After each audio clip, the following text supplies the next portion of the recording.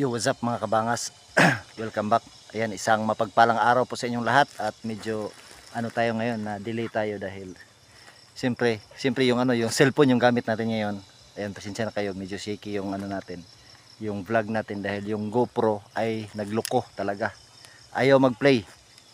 Kahapon pa to, sayang yung lakad namin kahapon. Nag-vlog sana ako kaso nag-corrupt yung yung memory. Ayaw talaga niyang mag-record.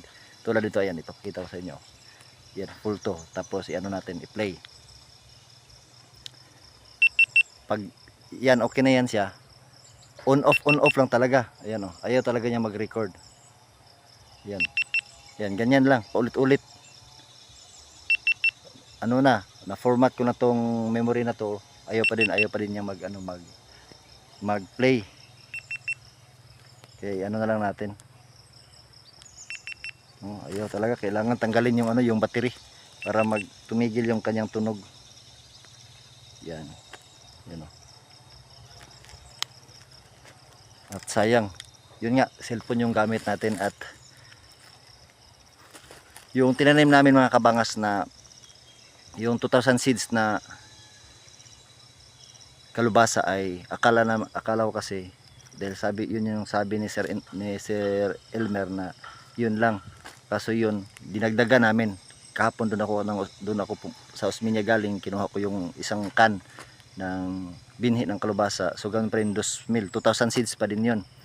Idagdag namin kaya na short kami sa iti, kaya yung marami pa sana magkasya sana talaga yung yung iti na yon. Kaso akala ko kasi yung 2,000 seeds lang kaya tinuduhan isang talaga yung tamang-tama talaga yung paglagay kaya na short. Kaya bumili ako ng 2 sako. So ito, napakagandang klase na medyo mahal lang talaga. Diyan ako sa kay Akaw Farm. 115 per sack. 2 sako yung binili ko. Ayan, kakarating ko lang dito. Dahil nag-vlog sana ako doon kanina. Yun nga, yung GoPro ayaw talaga.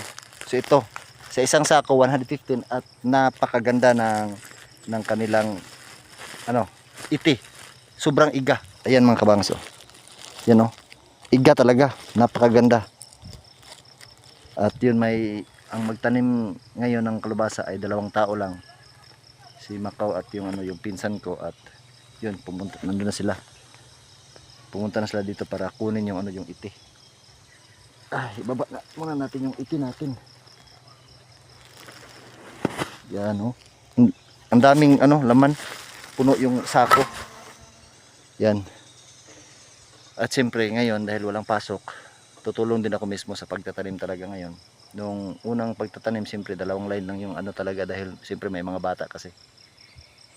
At yun, cellphone yung gamit natin. Wala, kailangan pa natin bumili talaga ng ng bagong memory.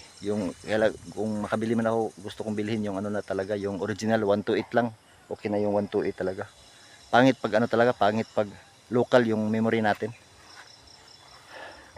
Yan yung 2 sako, kibali nakabili ako ng 10 sako. Tag 50 lang, kaso hindi siya masyadong iga. Kaya medyo talaga kalas, kumbaga marami talaga yung ma-consume kumpara sa iga. Sa iga lang talaga, yung kunti-kunti lang yung paglagay, okay na. Kaya ito na ngayon. Yung iga. Yan sobrang iga oh. Yan oh. Ugahas lang iti oy. Uga kayo. 115 lay gapon si Dudoy maliso kung kuhaan.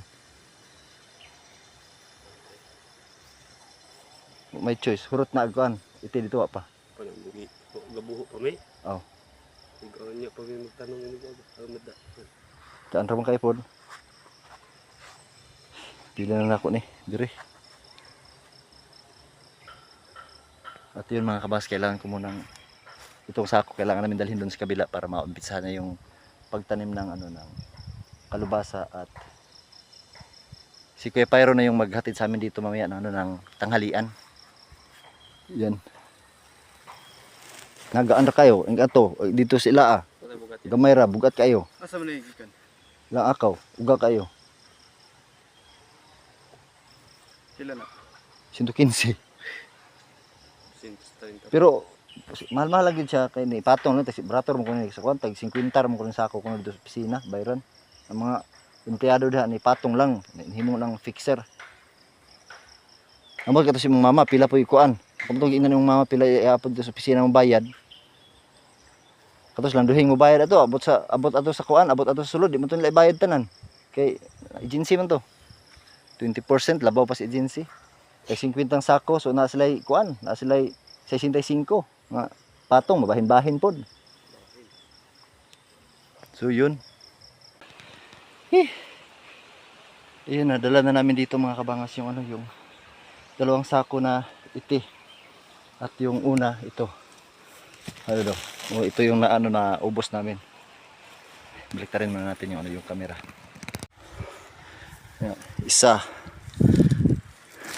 Dalawa. Tatlo. Apat. 5. 6. 7. 8. Na, yan dalawa, yun walang kasali yun. Siyam, 10. Yan yung una, ayan oh.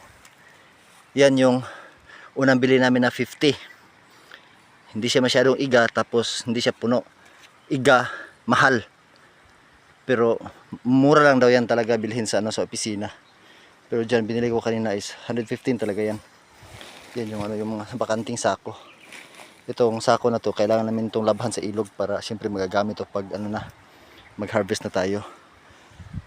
At nung isang araw, yung unang tanim, galing sa gilid hanggang dun natapos sa gitna.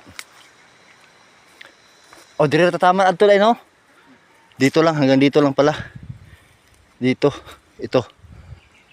Itong line na to. Hanggang dito. Dahil medyo mahirap talaga mga kabangas magtanim na matigas kasi yung ano yung lupa kumpara sa ano talaga yung inaararo talaga. Ito dito banda na araro to na isang beses, yung doon ay hindi na, hanggang dito lang yung naararo. Galing dyan ito may ano dating ano nakikita pa yung lupa oh. Hanggang galing dito lang patungo doon sa gilid yung naararo ng isang beses, tapos yung dito hanggang doon is wala na yan, sobrang tigas. Kaya dito medyo ano talaga mahirap magbutas. Yan o. Magbugsok dari dong. Aw. Nag-ano pala sila kanina, nagbutas. Yan dito. Ito yung ginawa nila kanina. Yung dalawang line pa. Galing yan dito. Tapos may mga kailangan pang taniman doon sa kabila.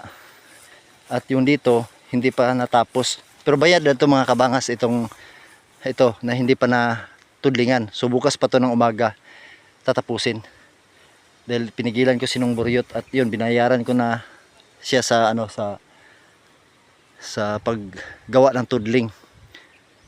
Pinaitigil ko para hindi kami matigasan sa lupa, dahil ayaw namin maiwan tulad nito, medyo mahirap na. Buti na lang kagabi ay napakalakas ng ano talaga ng ulan. Kaya yung inano ko, tiningnan ko yung binhi, lumabas na yung iba talaga. Yan oh, yung dito lumabas na. Mamayang hapon tutubo ito, lalabas na talaga to. Yan, hanap tayo, doon tayo banda maghanap. Sana yun, surtiin kami sa ano talaga, sa garden na to. Yan, tingnan natin dun dito.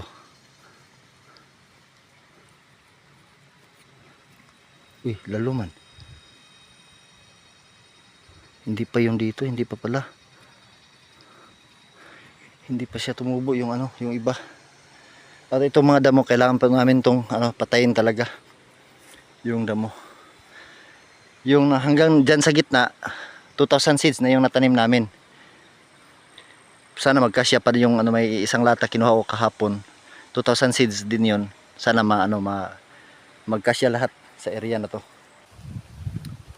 Ayan dito mga kabangas oh. Ginawa nila ng ano dyan, ginawa nila ng butas. Wala pang tanim dyan. Silang dalawa lang kasi yung ano, yung tao ngayon na nagtanim. At siyempre ako yung maglagay simula doon. Sila yung taga butas lang dalawa. Para madali matapos ako po. Putong ano na lang, yung taga tanim na lang talaga. Yun na medyo mahirap dahil may mga nakaready ng butas. At may hanggang doon pa yan oh. na kailangan tapusin. Dahil bukas pa ng umaga gawa ng panibagong line ulit para matapos na talaga lahat yung yung ating kalubasaan, yung pagtatanim talaga mismo. At yun, mag-umpisa na tayo magtanim, simula natin. Pero yun nga, pasensya na kayo dahil yun, cellphone lang talaga yung gamit natin at medyo shaky yung natin, yung video. Ilagay na natin sa lupa. May ginawa akong yung parang tripod na lang, tinali ko yung cellphone diyan sa mismong kahoy at ilapag natin dito. Okay.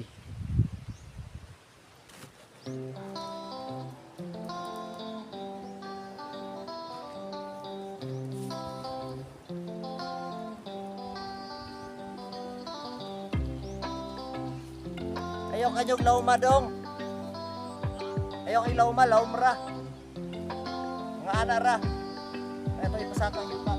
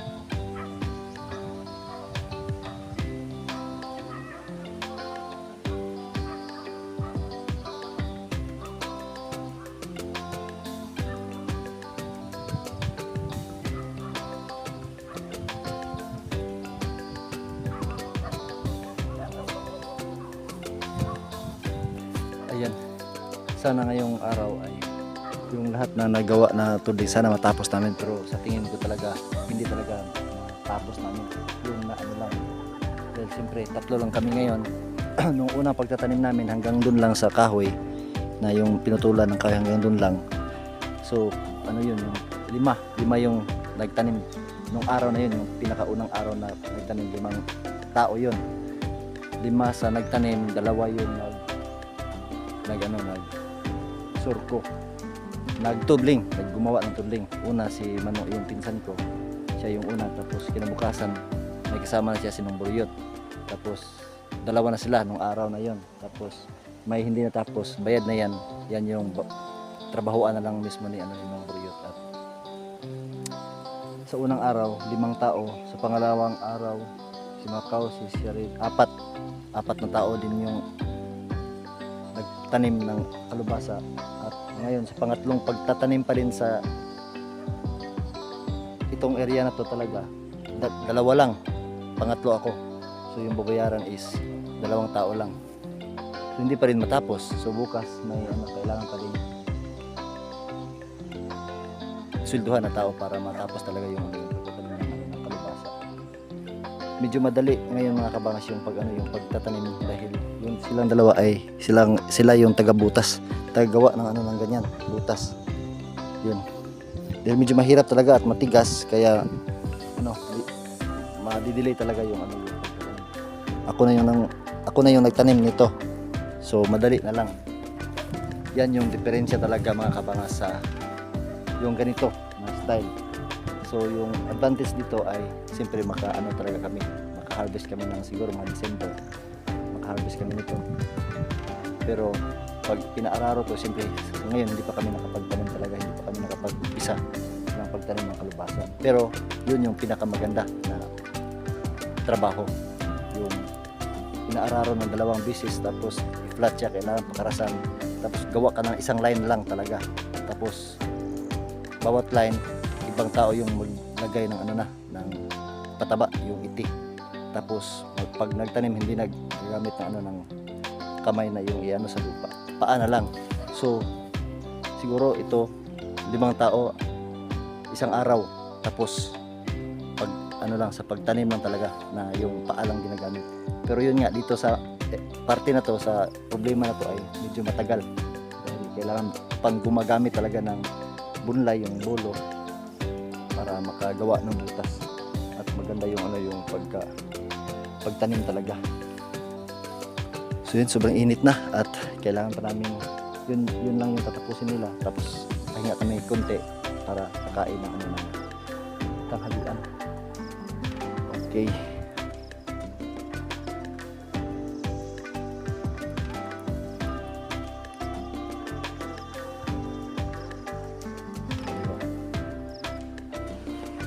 So yun, kakatapos lang namin kumain mga kabangas at siyempre nakapagpahinga na din.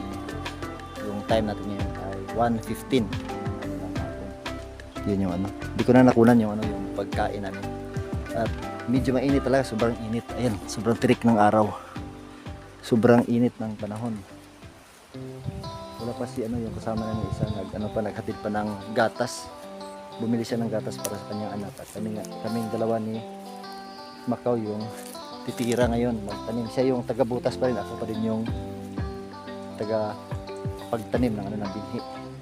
At yun, hindi ko na lang kunan mga kabangas dahil wala tayong mapaglagyan ng cellphone dyan. Sobrang init, siyempre tamaan ng araw yung cellphone natin. Update ko na lang kayo mamaya, siyempre pag ano na yan, ilang line na yung ano na taniman namin. Yun. Hindi talaga namin kayang matapos ngayon.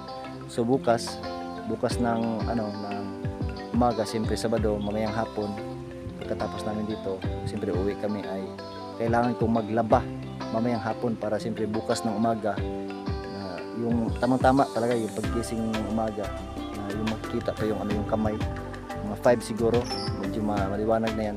Nag-usap pa kami ni Macau na bukas ng umaga kami magsimula na namang maaga talaga, tapos titigil kami ng 8 para straight lagi dahil sobrang masakit sa talaga dito pag ganito ka lakas ng yung init na sa atin. Yun, nakatago tayo dyan sa lubi, sa nyug. At kailangan na naming mga kabangas magtanim at iiwan lang natin yung cellphone dito sa ating tambayan para matuloy-tuloy yung yung trabaho. Yun. Ganito sana Pag ganito sana yung yung yan na mabilis lang talaga magtanim ng kalubasa na ganito kalinis. Yan. Hindi na kailangan gagamit ng bulo, paa na lang yung gagamit yung pagtanim. Kinamama yan, kamutian. At yun, punta na kami doon. Yun. Natapos ko yung dalawang line. Siyempre madali lang yung sa akin mga kabangas dahil yung may butas na. Hindi na mahirap tabunan na lang yung binig, lagyan ng ikit, tapos yun, move. Yung mahirap yung matagal talaga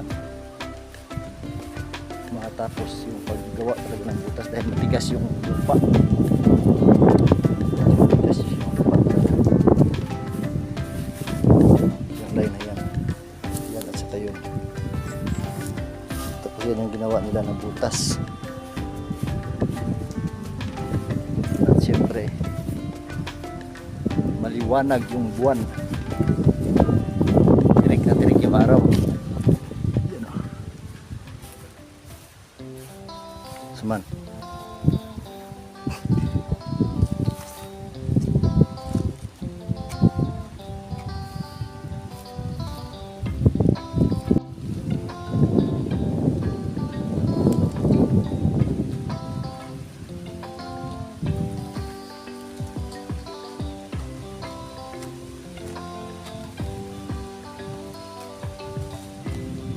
kay lamuha ako kay ang gamot tiglom slalom sa mabaw sa kuan naman sa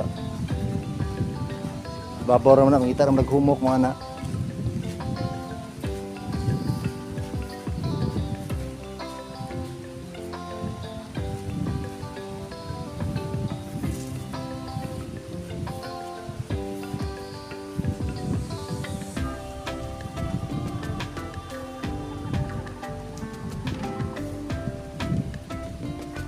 Doon banda ang daming mga ulap. Dito sana yan para naman matabunan yung araw sana. sobrang ano talaga, sakit sa ulo. Yung ano talaga, yung init dito. Sobrang sakit.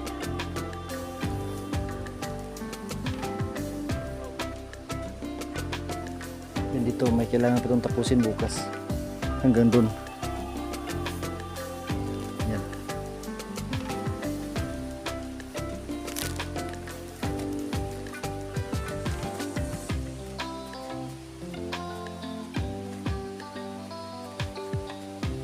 Sayang. Yung ano sana, yung GoPro sana maganda yung kuha talaga ng GoPro, kaso ano, nag-corrupt yung ano talaga, yung memory. Kaya tiis muna tayo sa cellphone.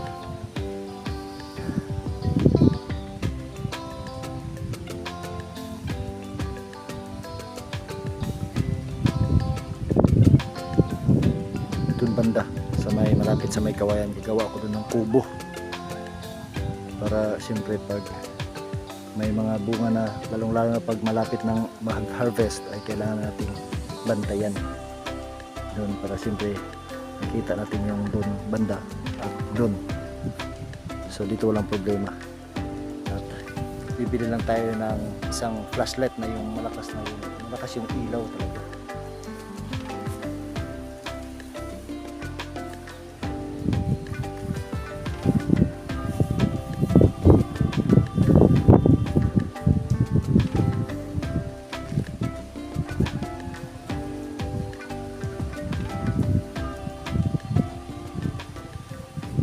Na hukasan pa naman ni David.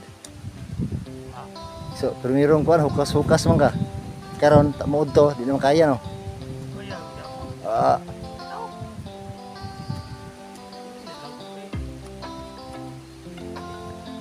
Tagam. Dalawa lang kasi yung umintra ngayon, yung kumbaga yung tao na nagtatanim. Yung unang tanim ay lima mo ito, no? Si Sharid, si Antimila, si Ganggang, si Macau, ikaw, no? Ayun, pagkaugma, pat ikaw, si Macau, si Ganggang, si Mila. Ngayon dalawa na naman yung, sana bukas may magdagdag tayo ng isa. Ugma, hinato mo humana tayo ugma, no? Yung ano yun, nato pagpaagi ng ugma, lain ang magbangag, lain ang magtanom, no?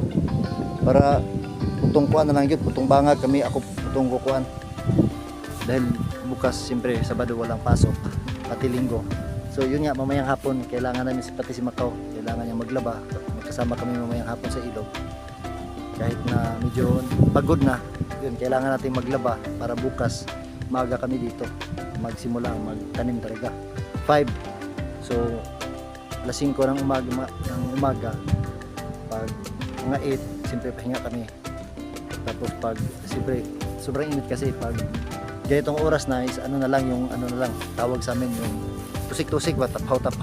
Tapos bandang alas 4 ng hapon hanggang alas 6 ng gabi, doon na naman kami titira para yung pagtatrabaho talaga straight talaga, dahil hindi na masyadong init. Wala kasing ano dito, puno, maliwanag talaga sa ano, sikat ng araw pa, oh. Sobrang init.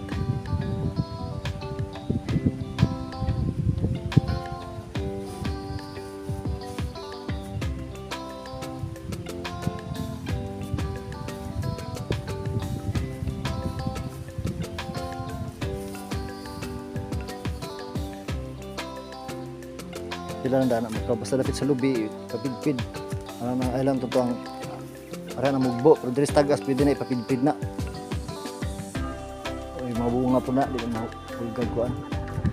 Ilang puno na lang yung nyug dito, pero kadalasan walang bunga, yun. Wala nang bunga talaga. Yung iba meron pa, pero yung kunti na lang. Kunti na lang kasi yung ano yung puno talaga.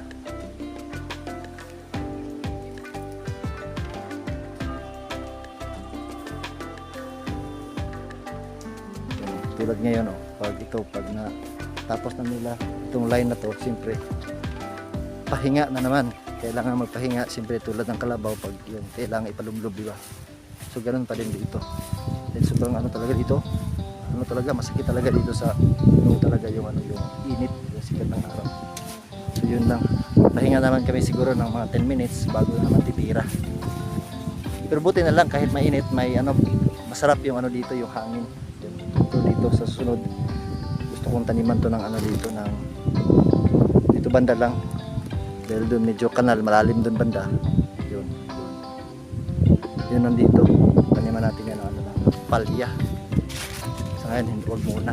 At itong kahoy na to ay kailangan na rin niyang putulin, pati yun, yung mga sanga ito sa puno talaga, putulin natin, itumba tapos itapon, pati yan, yun, yung mga sanga lang yung kukunin natin para yung tanim natin ay direct sa ano talaga, matatamaan talaga ng araw. Yun o, yung doon medyo ano, nakasisira yung araw, kaya hindi siya masyadong ano, pero dito banda yung kinanong buryot na maganda yung pagkagawa, yun o. Kaso yun nga, i-blocky yung lupa.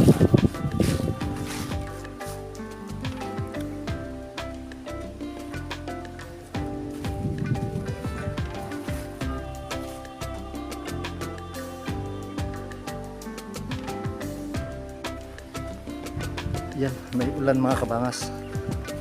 Ito yung ano, yung mahirap pag ano ganito, kanina sobrang lakas ng init, tapos yun, may ulan oh.